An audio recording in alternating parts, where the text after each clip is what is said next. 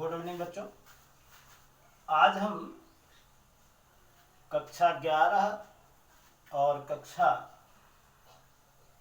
9 को साथ साथ लेकर के चलते हैं, क्योंकि जो कक्षा 11 में कोशिका का वर्णन है, बहुत कुछ कक्षा 9th में भी है। अभी तक हमको लगता था कि जो 9th में त्रिपाठी जी है ऑडियो भेजते थे। आज हम आपके सामने कोशिका का वीडियो लेकर के हाजिर हैं आपके सामने। तो अगर हम कोशिका की बात करें तो हमको आपको या सबको पता है कि जो खोज होती है वो अचानक हो जाती है। किसी भी कार्यवश कोई काम अलग काम करते हुए खोज हो जाती है। तो रॉबर्ट हुक एक वैज्ञानिक थे जो 1665 ईस्वी में रॉबर्ट हुक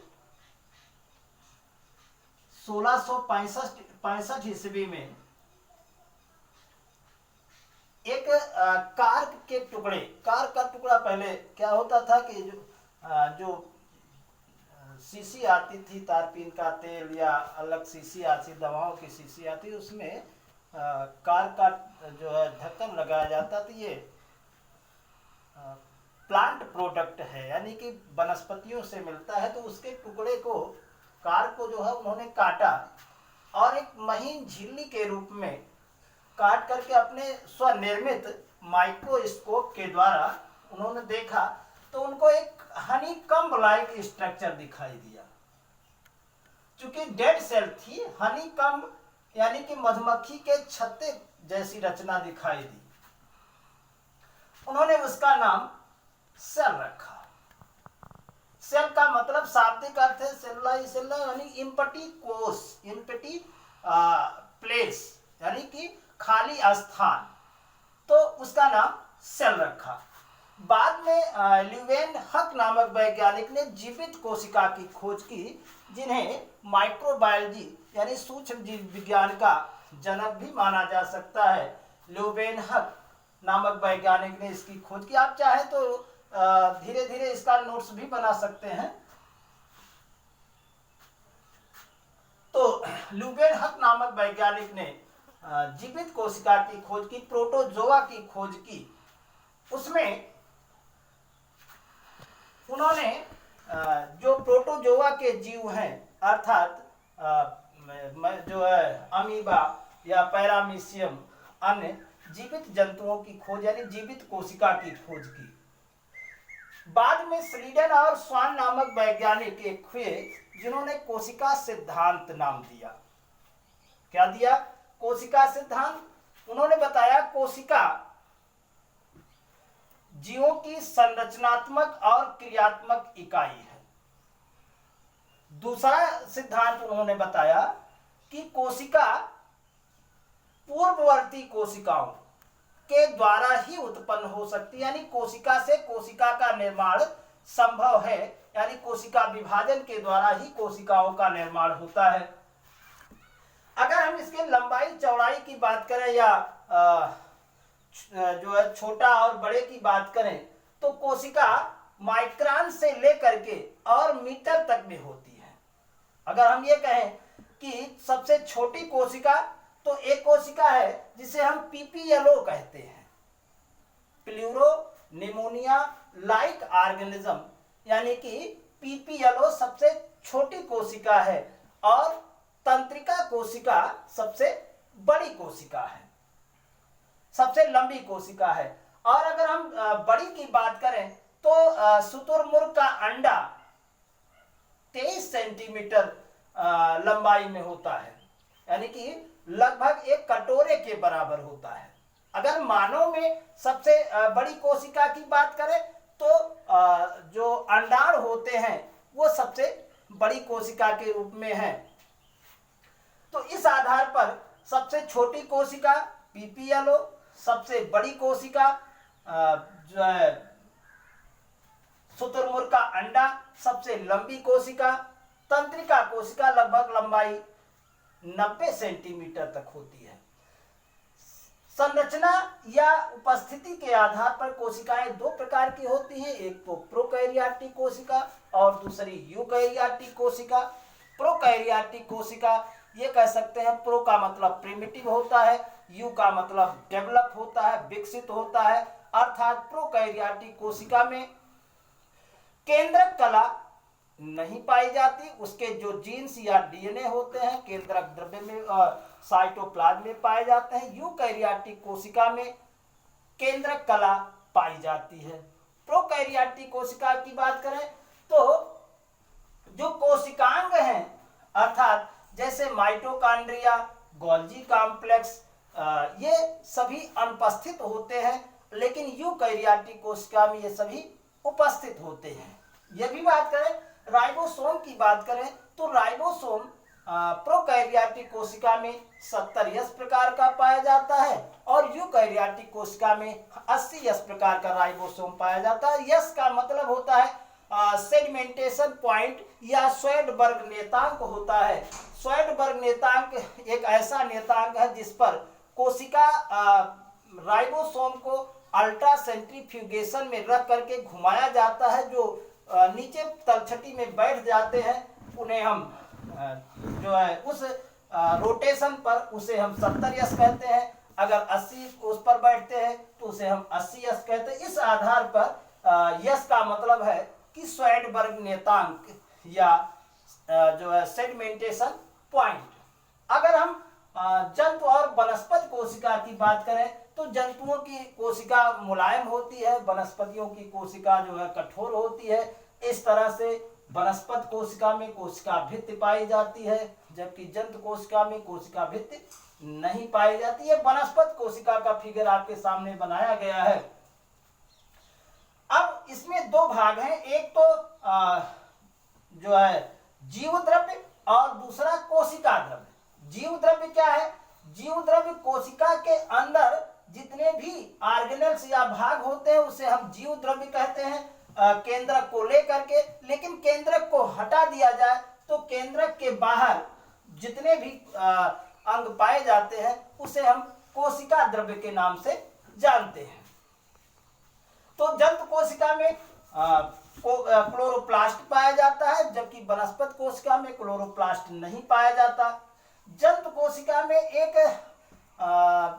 स्पिंडल फाइबर या यूं कह सकते हैं कि सेंट्रियोल पाया जाता है। कोशिका विभाजन के समय सेंट्रियोल पाया जाता है, लेकिन वनस्पति कोशिका में सेंट्रियोल नहीं पाया जाता। इस तरह से प्रोकैरियोटिक और यूकैरियोटिक और जंतु कोशिका और वनस्पति कोशिका में अंतर स्पष्ट हो सकते हैं। अब हम संरचना की बात करें तो ये वनस्पति कोशिका एक इस प्रकार से सेल की तरह दिखाई दे रही है, कोश की तरह दिखाई दे रही है। इसमें कुछ कोशिकांग पाए जाते हैं जिसे हम सेल ऑर्गेनेल्स कहते हैं। तो इस तरह से अगर हम इनमें जो कोशिकांग पाए जाते हैं अलग अलग तरह के कार्य करते हैं, यानी डिवीजन ऑफ लेबर पाया जाता है, सम विभाजन पाया जाता है। अलग अलग कोशिकाएं, अलग अलग कोशिकांग अलग अलग काम करके एक जो है संपूर्ण जीवन चक्र यानी संपूर्ण बायोलॉजिकल प्रोसेस निभाती हैं। और इस तरह से यही कोशिकाएं जब मिल करके ऊतक बनाती हैं, ऊतक से ऊतक तंत्र, ऊतक तंत्र से जो है आर्गन, आर्गन से आर्गन सिस्टम या अंग तंत्र, और अंग तंत्र से शरीर का निर्माण होता है। तो इस तरह कहा जा सकता है कि कोशिका जीवों की संरचनात्मक यानी संरचना बनाती है और इसी कोशिका के माध्यम से सभी जैविक क्रियाएं संपन्न होती हैं, इसलिए ये क्रियात्मक इकाई भी है। तो कोशिका इस तरह से परिभाषा निकल के आती है कि cell is the structural and functional unit of the organism are living things. कोशिका जीवों की संरचनात्मक और क्रियात्मक इकाई है। अब हम कह सकते हैं इसमें जो कोशिकांग होते हैं अलग अलग कार्य करते हैं। अगर ये वनस्पति कोशिका की बात करें तो वनस्पति कोशिका में बैकोल आप देख रहे हैं, रिक्तिका देख रहे हैं, जो कि वनस्पति कोशिका में लगभग कोशिका के 3/4 भाग को घेरे रहती है। इसका जो काम होता है वो जीव द्रव्या संकुचन या प्लाज्मोलिसिस या जो है उसके वातावरण को यानी प्लाज्मोलिसिस को बनाए रखना, या यूं कह सकते हैं कि ये सिंगल मेम्ब्रेन होती है, कोशिका के जल संतुलन को बनाने का काम करती है। अगर हम इनमें जो है क्लोरोप्लास्ट या लवक की बात करें, प्लास्टिड कोशिका, पादप कोशिका में प्लास्टिड की बात करें या लवक की बात करें, तो लवक की जो है 3 प्रकार के होते हैं। एक तो हरित लवक, दूसरा अवर्णी लवक, तीसरा वर्णी लवक। हरित लवक प्रकाश संश्लेषण की क्रिया में प्रकाश संश्लेषण की क्रिया का कार्य करते हैं और भोजन निर्माण का कार्य करते हैं। जो अवर्णी लवक हैं ऐसे स्थानों पर, पौधों में उन स्थानों पर पाए जाते हैं जहां पर प्रकाश नहीं पहुंच पाता, ये भोजन संग्रहण का काम करते हैं। पौधों में वे भाग जो हरे नहीं दिखाई देते हैं वो वर्णी लवक हैं या क्रोमोप्लास्ट हैं। जैसे मान लिया मिर्च लाल हो जाती है, टमाटर लाल हो जाता है, या फूल विभिन्न रंग के होते हैं, वो वर्णी लवक के कारण होते हैं। या यूं कह सकते हैं जैसे टमाटर हरे से लाल हो जाता है, तो अर्थात हरित लवक वर्णी लवक में परिवर्तित हो जाता है, इसलिए टमाटर जो है हरे से लाल हो जाता है। सिंपल नामक वैज्ञानिक ने इसकी खोज की थी। तो इस आधार पर पौधों में लवक, हरित लवक जो है भोजन निर्माण का काम करता है, इसलिए इसे किचन यानी कि कोशिका के रसोई घर, कोशिका का रसोई घर कहते हैं। ये भी डबल मेम्ब्रेन होती है। अगर इसकी संरचना शार्ट में करें तो इस आधार पे ये संरचना होती है इसकी। इसमें तमाम लेमेली पाए जाते हैं जो कि परत दर परत बने हुए होते हैं। परत दर परत बन करके ये एक रचना बनाते हैं जिसे स्ट्रोमा कहते हैं। और स्ट्रोमा एक परत, स्ट्रोमा का एक परत ये क्या कहलाता है? थैलेक्वाइड कहलाता है। थैलेक्वाइड पर क्लोरोफिल पाए जाते हैं और क्लोरोफिल प्रकाश संश्लेषण क्रिया के लिए उत्तरदायी होते हैं, प्रकाशित अभिक्रिया के लिए उत्तरदायी होते हैं।